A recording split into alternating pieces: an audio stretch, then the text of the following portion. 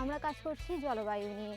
আপনারা দেখতে পাচ্ছেন আমাদের যে কাপ্তাই লেক রয়েছে ওইখানের মধ্যে কি পরিমাণে কচুরিপানা জমেছে। তো লেকের ট্রান্সপোর্টটা তখন ব্যাহত হচ্ছে যখন কচুরিপানাটা অধিক মাত্রায় লেকে ছড়িয়ে যাচ্ছে।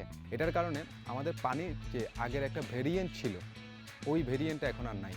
প্রথম চ্যালেঞ্জ হচ্ছে এই যে আমরা মানুষদেরকে ওয়ার্কশপের মাধ্যমে বোঝানো যে এটাকে কিভাবে ইউজ করে উপকারিতা পাবে।